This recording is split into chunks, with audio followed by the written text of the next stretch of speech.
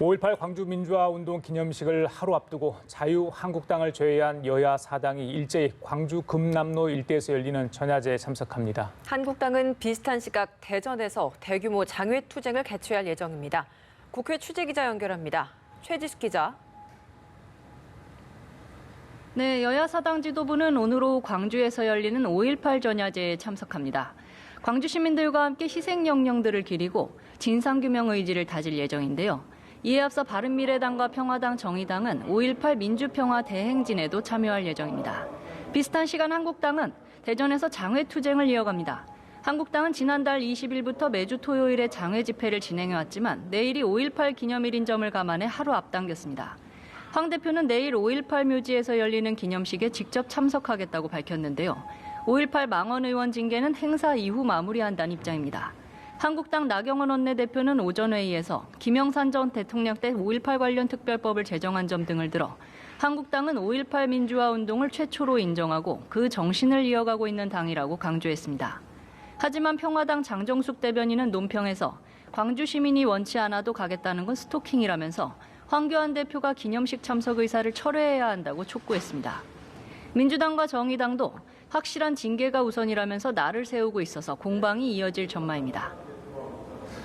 네, 최 기자, 이 손학규 대표의 거취 문제를 놓고 바른미래당 최고위원회의에서 격론이 벌어졌다고요? 네, 그렇습니다. 오늘 오전 열린 바른미래당 최고위원회의에선 바른정당계 의원들이 손학규 대표의 면전에서 사퇴를 촉구했는데요. 오신환 신임 원내대표는 당 전체가 불행으로 빨려 들어가는 것을 막기 위해 큰어른으로서 용단을 내려달라고 요구했습니다. 이어 당대표가 같은 당 동지를 수구보수로 매도하면서 의원들의 총의를 패권주의라고 비난한 건 참으로 의아스럽다고 지적했습니다. 하태경 최고위원도 최고위원들은 손 대표와 함께 물러나 백의종 군할 마음의 준비가 돼 있다고 사퇴를 압박했습니다.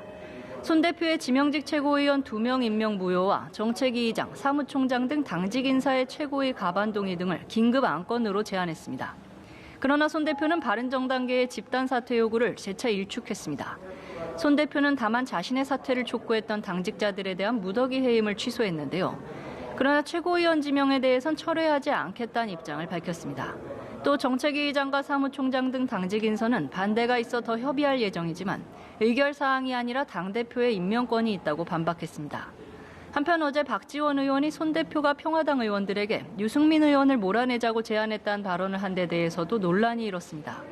손 대표는 사실무근이라고 선을 그었지만 오 원내대표는 정말 이런 발언을 했다면 당의 징계를 받아야 할 사안이라며 진위 여부 조사를 위한 위원회를 꾸려야 한다고 말했습니다. 지금까지 국회에서 전해드렸습니다.